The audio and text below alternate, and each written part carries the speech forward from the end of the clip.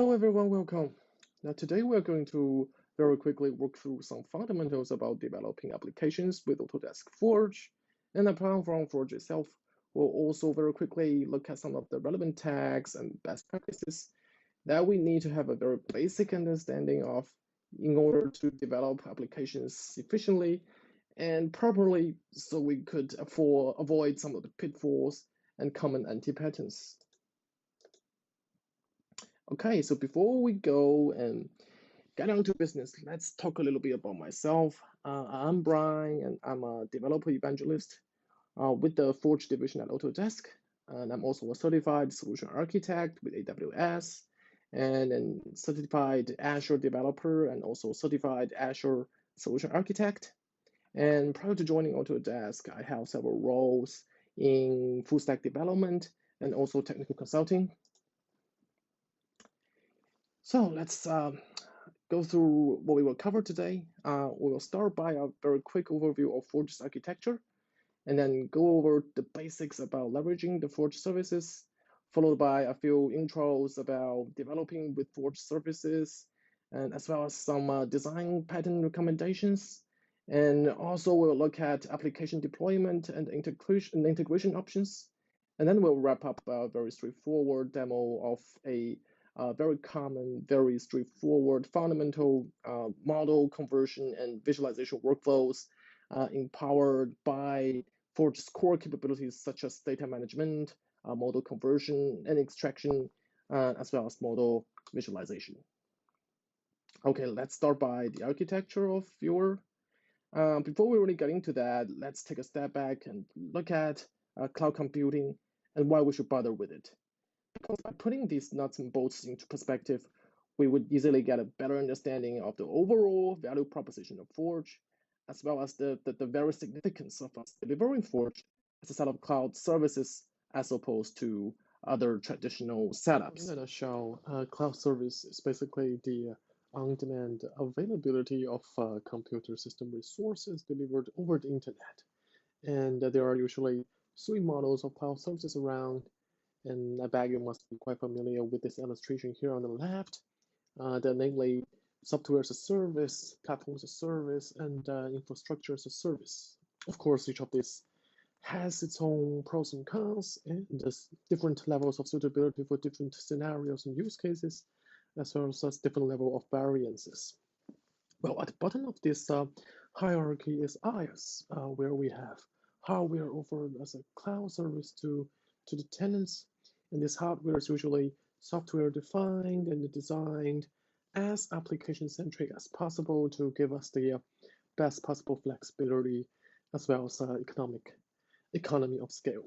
And in the middle, we have this platform as a service, which is a cloud computing offering that provides users with a cloud environment in which developers can use to develop and manage and deliver applications. So we have lots of different services componentized into modules and offered really as building blocks for developers to develop applications for end users. And finally, we have the software as a service, which, as the name suggests, is quite self-evidently a software delivered over the internet. And those software is usually accessible to the end user over the internet and available on demand via modern licensing models like subscriptions and so on and so forth. So with all these models and new forms of service delivery mechanisms, one of the things that these this emerging technologies do is really to open the room for innovation. And they certainly open the rooms for us to be innovative with the solutions and with the applications that were not really possible before these technologies came into being. And as these services are delivered over the internet, so now they're available everywhere, every time. So we don't need to really build them up from ground up. We don't need to really invest a lot into all this infrastructure in order to get going. And furthermore, we can pay as we go. We can get quickly It started as we go to assess and reevaluate where we are and to deliver results faster because we don't need to invest into this infrastructure and groundwork. And lastly, it gave us the scalability to really scale our own application as the demand, the client base for our own application grow. Now, having a look at these advantages and the so-called incentives to moving to cloud, let's look up some of the examples that goes with these three different models. So we see a lot of familiar names here. We see Azure, AWS, Salesforce, lots of popular cloud services. And looking at this pyramid, you must be wondering, where exactly does Forge come into the picture? Well, Forge, as we say, is a platform, a set of tools, services intended for developers to develop BIM applications, right?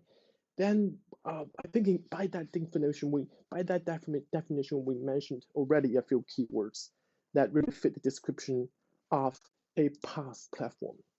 So it is a platform as a service. So here I would really like to reiterate and then stress again that Forge is intended for developers. It's not exactly an end user product. It's not exactly intended for end users to leverage it directly, but rather a platform of services that BIM developers can use to develop their own apps. All right, now that we're clear with all these basics, let's take a very quick look around under the hood. What exactly are Forge built upon? Now, here we see are quite a few different technology and stacks that have industry standard written all over it, really. So we see these technologies are basically the foundation that we use to build Forge itself. We see OAuth2 here, that's the protocol that we use for authentication for Forge. So you have basically two very standard generic of different flows of authentication, which we will talk a little bit more about in a minute. And then you have the data, OData, which takes care of the data interoperability. And if you have played around with other OData applications, then you must know that you can simply insert your queries into URLs so as to query data, and it will be pretty standard and just like business as usual for you if you've ever played with any application or platform that adopts OData. And at the core of this technologies is RESTful. This is the form that we deliver our services, and we're gonna really delve into this in a bit. And among these technologies, we also have AWS as our infrastructure provider, and APIG as our API gateway to dispatch the requests to different services for mission orchestration and stuff like that. And so we have Cloudflare as our front gate and CDN platform. So these are really very basic, very industrial standard and industrial leading technologies. So looking at this, it really gives us the assurance that Forge is gonna come with a lot of robustness, a lot of reliability, because of these industry leading technologies. And also Forge is actually implemented in 3 different languages. We see Node here and .NET, and a little bit of Java. So with that in mind, let's go into the Forge services themselves. So let's start with a bit of a history. It's always nice to know what happened before so we can know what exactly it takes to be successful for the future, right? So Forge really starts off as a so-called spy project back in 2014. A spy project is a little bit like a probe project that we really experiment stuff at Autodesk. So it started off as a spy project called Autodesk Spark, where we put a lot of experimental stuff into it to play around with and see what we can really emerge from those embryonic projects. 2015, Forge got officially announced and it was made available to the general public. At the time, we only had some very core fundamental services available like viewer, model derivative, data management, etc. But at the time, we probably got off the wrong foot with Forge. by attempting to build everything from ground up. So basically, we're talking about IaaS, and so the very basic infrastructure, and obviously we weren't good at it, so we really suffered by attempting to reinventing the wheels time and time again, and we finally came to our senses in 2016 when we entered into a strategic partnership with AWS, so that we migrate our services to AWS, so that we can really focus on the past platform, on building up our services. So then we see a lot of new services coming out in the next few years, like webhooks, recap, token flex, and to name a few. And even this year, we got cost management model coordination joining the mix. And also in the last year, we had a major revamp of design automation. So we bumped the version to V3 and adding support for Revit Inventor and 3ds Max. So that's a bit of here. RESTful a few times so far. So what exactly is the deal with RESTful? It is basically a stateless client-server cacheable communications protocol, and in virtually all cases, we use the HTTP protocol for communication. So the idea is that rather than using some other complex mechanisms such as Cobra, RPC, and SOAP, which must really run a bill for some senior developers. To connect between machines, we simply use HTTP to make calls between services and the clients. And so it is oriented around verbs and resources. Basically, your resource would be manipulated using a common set of verbs as listed here. We got some familiar names here, so get, patch, post, delete, stuff like that. So it really gives us the flexibility, and we'll get the whole architecture to be a lot more lightweight and efficient as opposed to some traditional implementations. And since RESTful is language neutral, we don't really have to make any compromise in terms of language choices. You have 100% discretion in terms of what language we use. So you can basically pick any language you see fit to use it, as long as it can talk in HTTP. You'll be able to communicate with our services. And TRS version 1.2 is used for the transportation security protocol. So make sure your client supports this in order to communicate with our service. We have two great tutorials, two great articles to get you started with Forge. So I would highly recommend people getting started with Forge to read up on this. And once you do that and log on to our portal, the first thing you want to do is obviously to create a Forge app. And once you do that, you'll be able to access our services with your applications. And Forge app here is not exactly your own app. It's like a access dedicated that holds information, that holds credential information for your app to access our services. So we have client ID and client secret, etc. here. And there tends to be a lot of confusion around how a Forge app relates to your own app and how it is different from a Forge account, an Autodesk account, and stuff like that. So here I would propose you to read up on this article. It really demystifies all those terms to help you have a really solid understanding of those terms going forward. And so the Forge portal is basically where you manage your access, monitor usage, and also to charge credits, obviously. So moving on. Now let's talk a little bit about authentication. So obviously OAuth 2 is used for Forge for authentication purposes. And in a nutshell, OAuth is like an open standard, like most of you already know, for access delegation. And we use it as a mechanism to really grant application access to services and also grant access to user information, user data hosted on Forge, OPM 360 or A360. And when you do so, you don't need to give away sensitive information such as your credentials, your passwords, and stuff like that. We simply verify or authenticate those requests by checking the access token and verifying the access token instead of the actual credentials like usernames and passwords.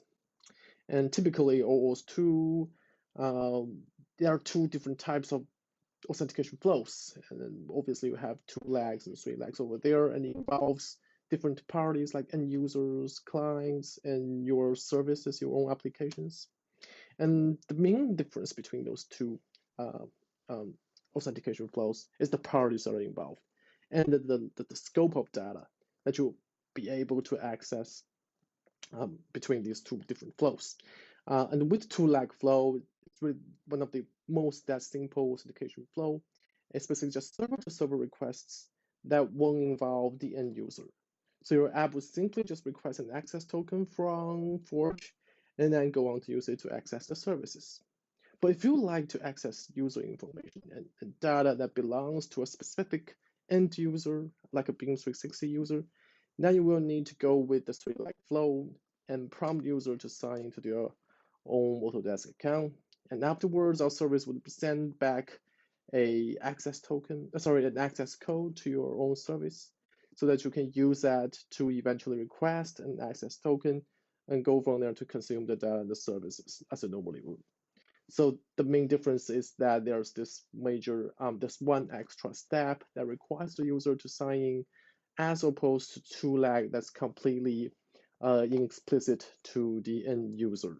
You can read more about this in our official documentation.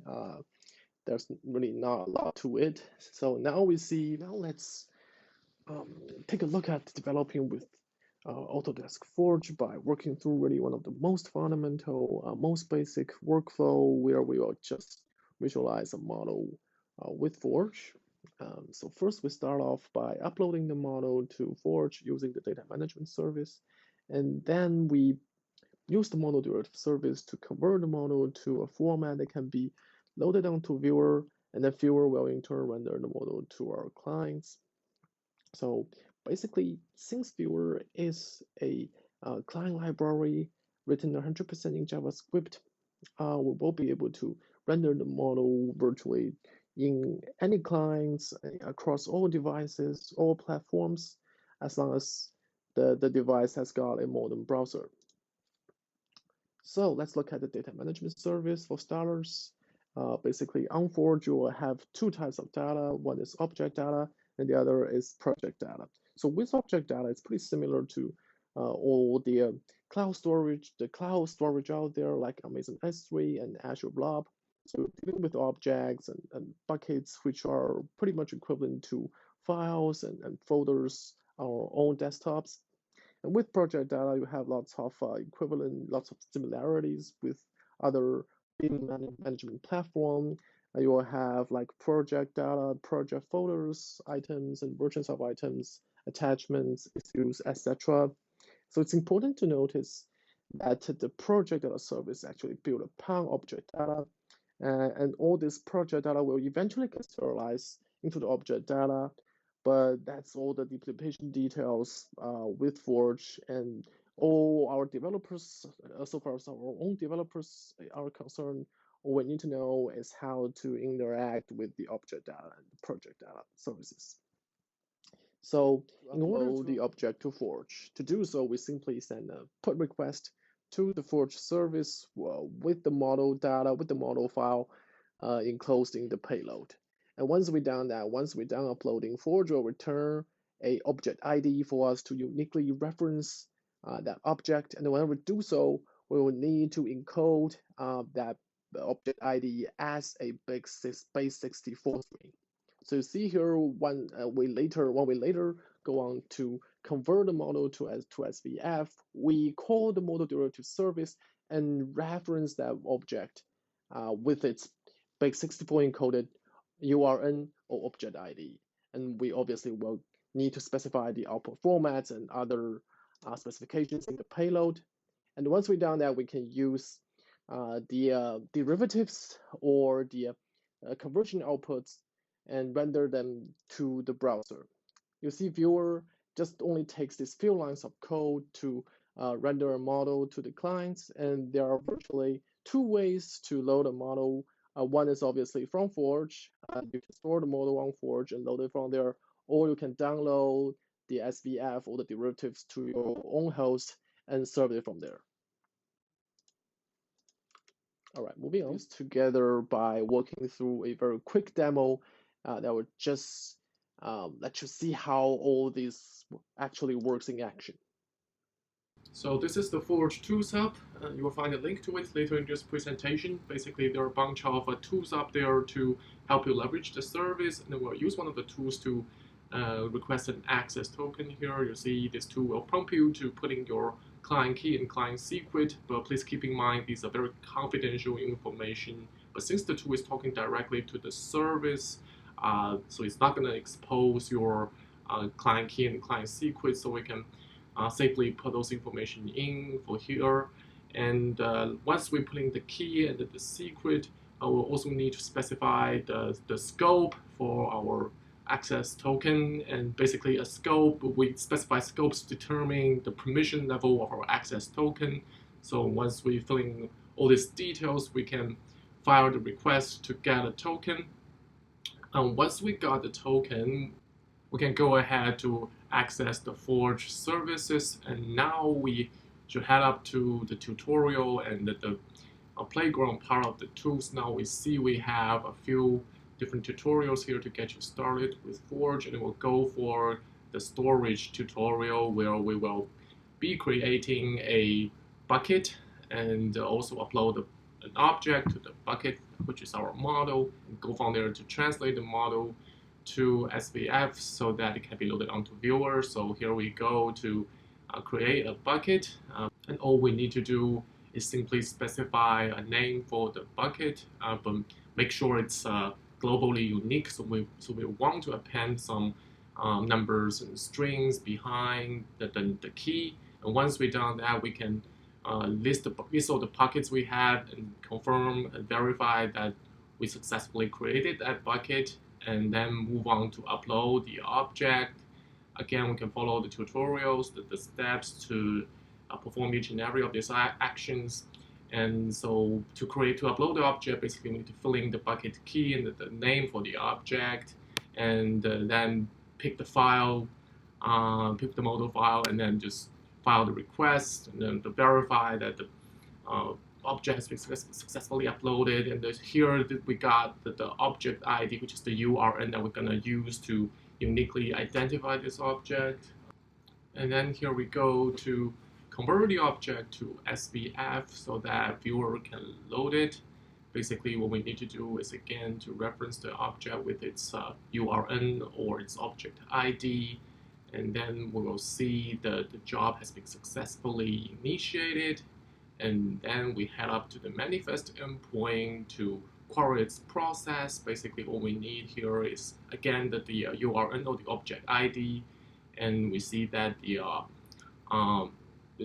the conversion job is still in progress here. And once it's all done, we can head up to the viewer playground and to see the model in action, see it visualized.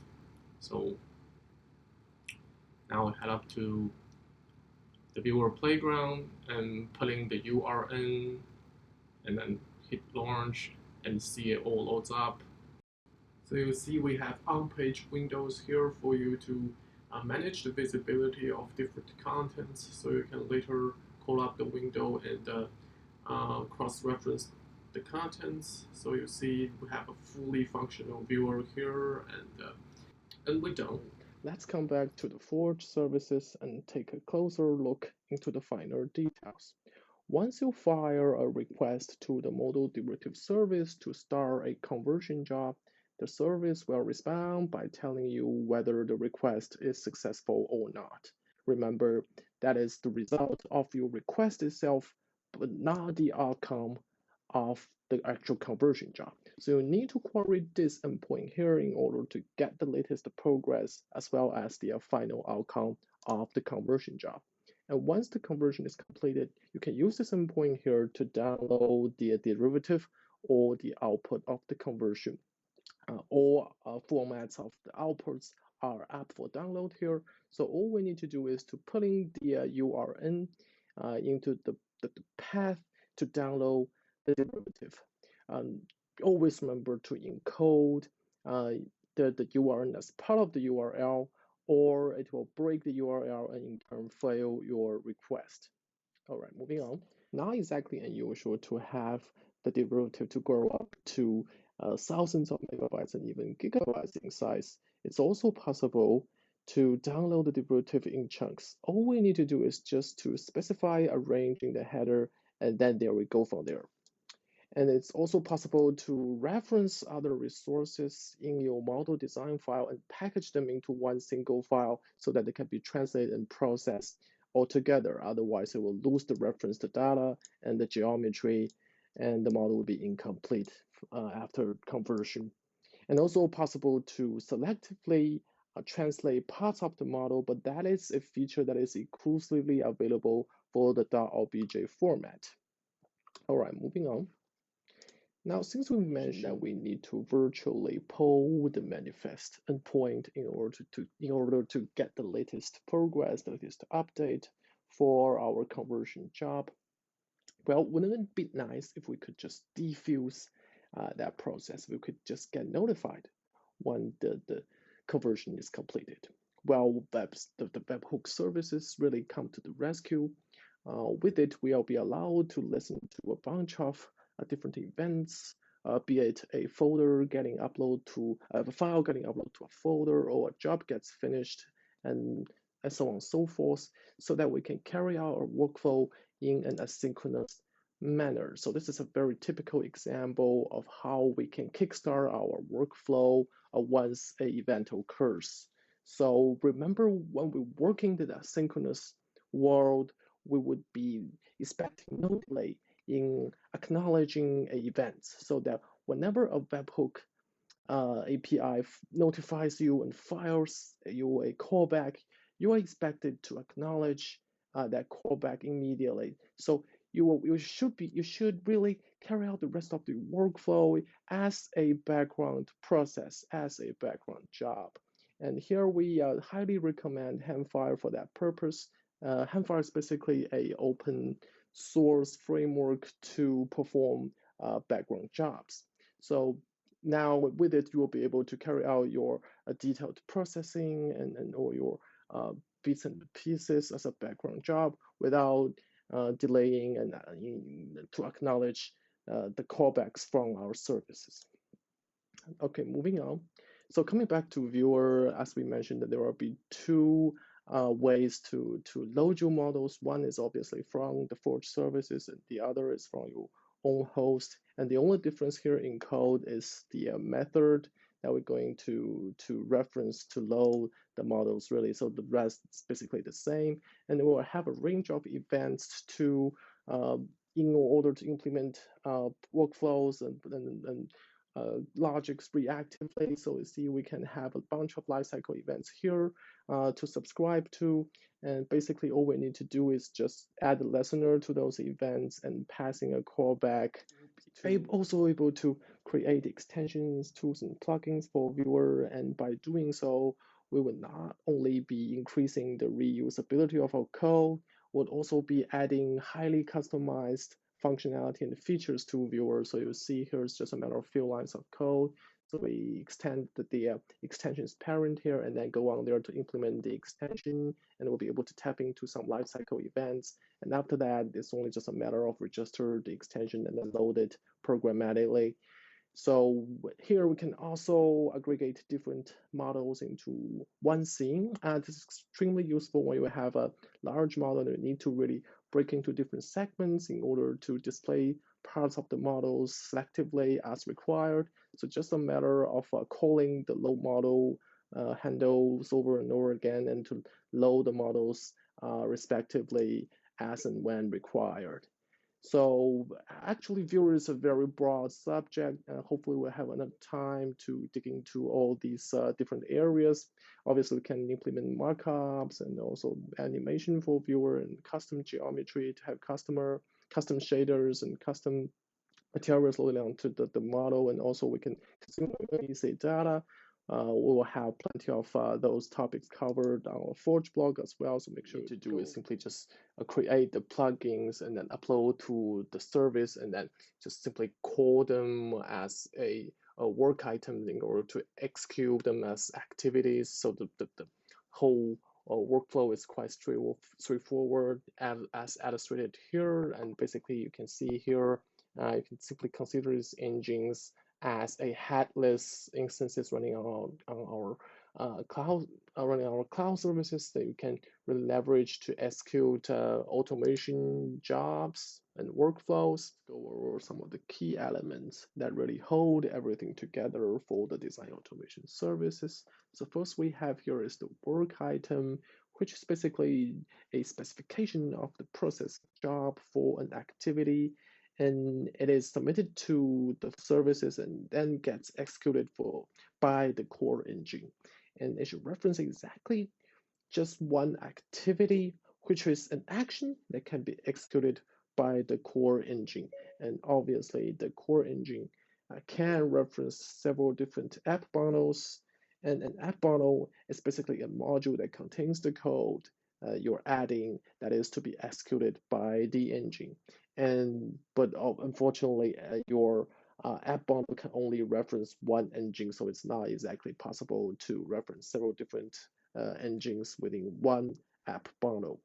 So now that we're clear with that, let's look at the typical workflow to execute a task over on design automation service. Obviously, your client application would initiate the workflow, and then in turn, it will fire a work item to our service. It will trigger the execution of the activity, and in turn trigger the app bundle that is associated with the activity. And then the design automation service will follow the instructions to pull various inputs, files, instructions from different locations as specified, and process them, and then return the results back to your application. And here we have a few pitfalls that you really want to avoid when developing against the design automation services. So whenever you run into any errors, make sure you do refer to here for possible workarounds and solutions. All right, moving on to Beam 360. So essentially, the Beam 360 APIs allow us to programmatically access and administrate the Beam 360 platform. So we'll be able to access and manipulate the data on the Beam 360 docs and Teams platforms. So obviously, there will be lots of opportunities as outlined here. So one thing I want to point out to get you started with is that we need to remember to provision our app against a Beam 360 account in order to start using that APIs. So putting this all together, having the ability to deliver very effective, reliable, and friendly user experience for our end users, we as the developers would enjoy a very streamlined developer experience to leverage all these services to build workflows and applications that will be extremely tedious and costly to build before. Okay, moving on.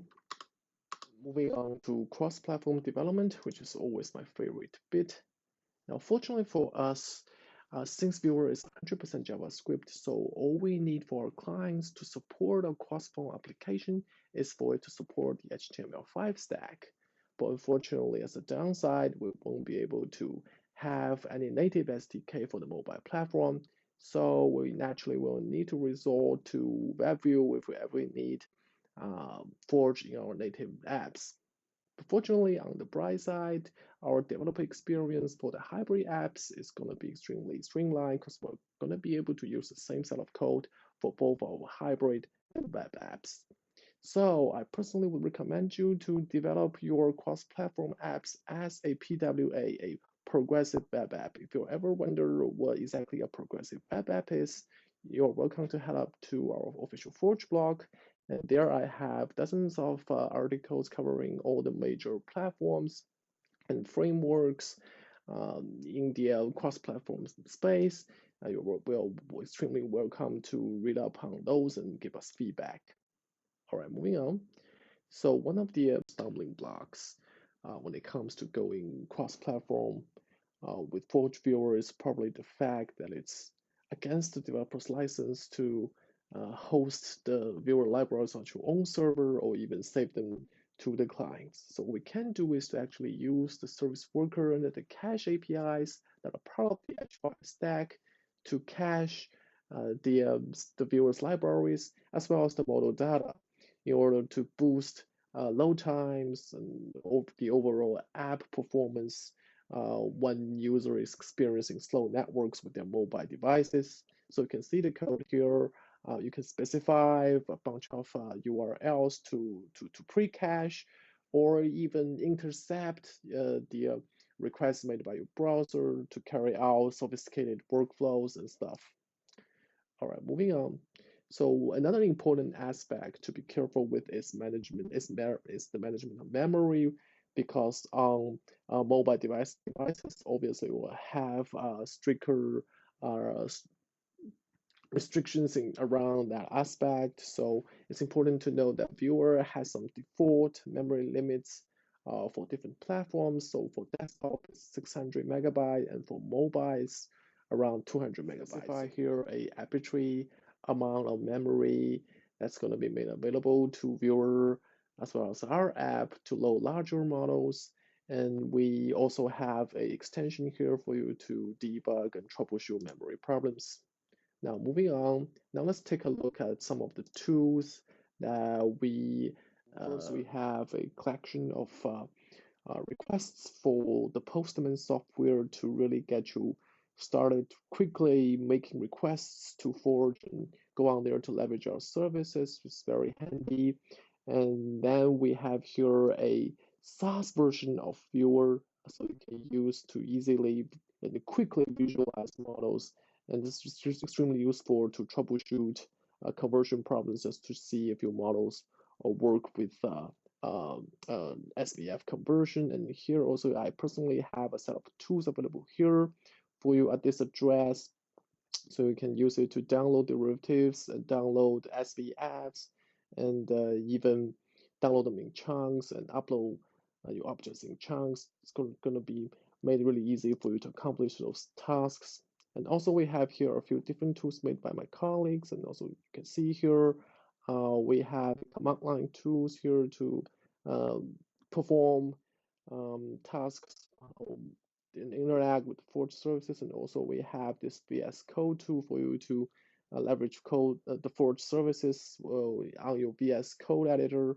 And also we have a desktop tool here to manage bucket and also another desktop tool here to manage your design automation bundles. These tools are really handy when it comes to dealing with these very tedious jobs. All right, now we also have a different bunch of client SDKs available in Node, .NET, PHP, and Java, but do bear in mind these are not on-premise deployments. They don't really carry any functionality, any features of Forge. It's just a bunch of helpers to help you um, access the services in your code so that you don't need to write code from ground up to access our services. You can see here will be really developer friendly for you to leverage our services with the help of these SDKs, and they're all available through our official GitHub organization down here. Now, moving on to deployment, here we have two quick start templates respectively on AWS and Azure. With AWS, you will have a quick start template to really deploy these components in a matter of seconds. All you need to do is just specify some basics, some environment variables, and then you will be able to set up all these components ready to go in a matter of seconds. And also we have another set of templates for the Azure platform where we will have a serverless setup. So you can see here we will have a bunch of serverless functions and also a storage account, also as just all the basic stuff you need to get you started with Forge on Azure. Finally, let's look at some of the design patterns I would personally recommend for you to implement your own applications. So first, we're going to look at cache aside pattern, where we'll be caching models and all other data is going to be transferring back and forth from Forge service to your own application. And then we'll have the queues, where you will have task orchestration to achieve load balancing and stuff. And then we will go on to high availability and failure pattern so that we can have more robustness, more more reliability within our own apps. And we'll wrap up by looking at the retry and the circuit breaker patterns, uh, which are crucial to our ability to recover from failures and just to keep the show going.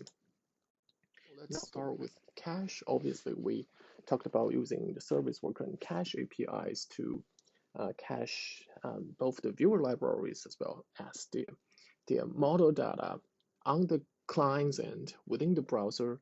But from your application's perspective, obviously, your application is going to do a lot of talking with the Forge services, and that can be a huge, huge bottleneck because currently Forge services are only located in two locations, which are the US and Europe.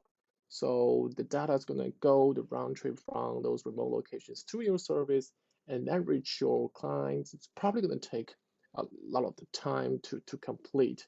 So in order to overcome that, to improve the overall efficiency, we can certainly set up proxies to relay the requests and the calls to the services, and in doing so, store whatever that's the data that's being transferred at those proxies or cache services, cache servers, and then the next time client requests any data from Forge, the cache service or your proxy can simply pick the data, pick the response from the cache, and return that to your clients immediately. It would boost.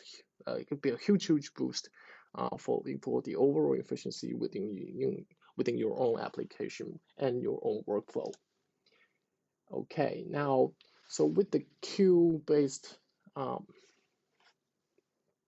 to queues, one of the major source of bottlenecks that would really negatively impact any application is really a backlog, a huge backlog of tasks and incoming requests piling up.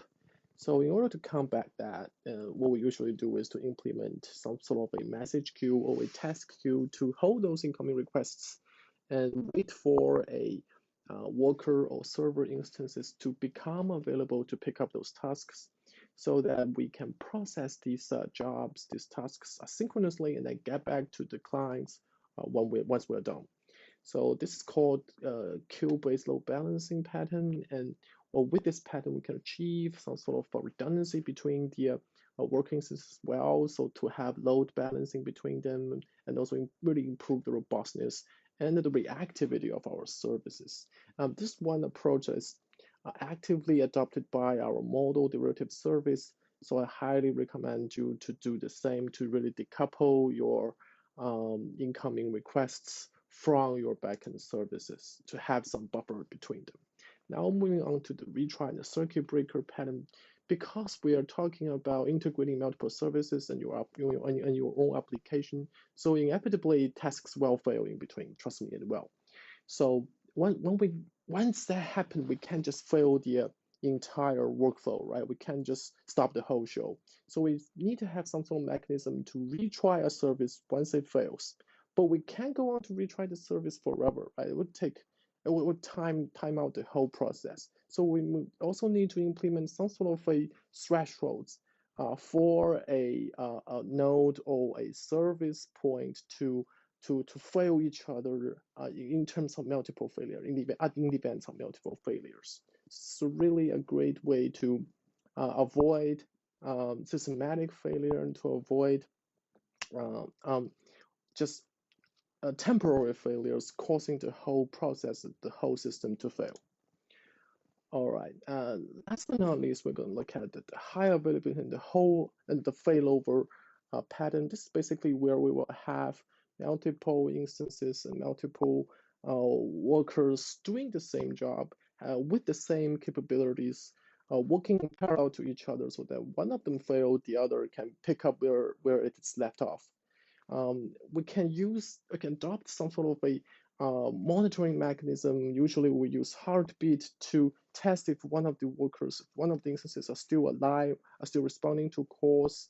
And also we can implement some sort of mechanism to switch the workload over to a adjacent node in the event of failure. All right, that sure really wrap up what I have to share with you today. So here are a few links where you can find references, find resources and samples and tools to help you out. And if you need a hand from us, you can follow this link to find us. So thank you all for joining us today and hope you have a good one. Ciao.